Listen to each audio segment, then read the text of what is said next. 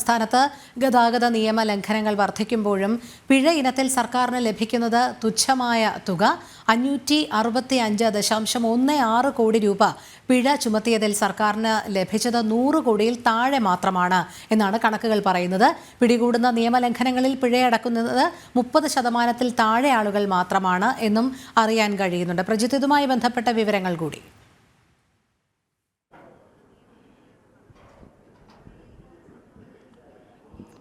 AI ക്യാമറകൾ സ്ഥാപിച്ച കൂടുതൽ പിഴയൊക്കെ ഈടാക്കി കൂടുതൽ വരുമാന വർധനവിനുള്ള ശ്രമമൊക്കെയാണ് സംസ്ഥാന സർക്കാർ നടത്തിയതെന്നുള്ള എല്ലാവർക്കും അറിയാം. എന്തായാലും കണക്കിലെ കളികളിൽ സർക്കാരിന് ഇപ്പോഴും വലിയ ലാഭമൊന്നും ഇല്ല എന്നുള്ളതാണ് യാഥാർത്ഥ്യം.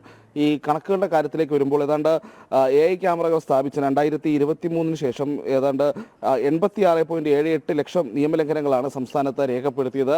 ഇതിൽ നിന്നായി പിഴ ചുമത്തിയത് അല്ലെങ്കിൽ സർക്കാരിന് ലഭിക്കേണ്ടത് ഏതാണ്ട് 565.16 കോടി രൂപയാണ്.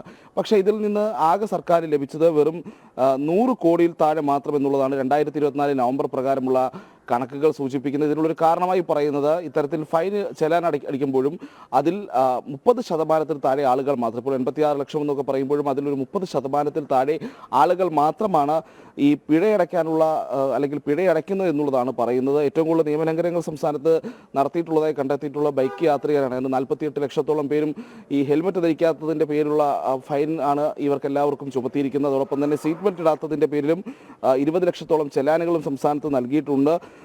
ഈ പറയുന്ന നിലവിലുള്ള 726 ക്യാമറകളിൽ 661 മാത്രമാണ് സംസ്ഥാനത്ത് കാര്യക്ഷമമായി പ്രവർത്തിക്കുന്നത്. അപ്പോഴും ഏറ്റവും പ്രധാനപ്പെട്ട കാര്യം പിഴ ചുമത്തുന്നുണ്ട്, എല്ലാവർക്കും ചെലാൻ അയക്കുന്നുണ്ട്.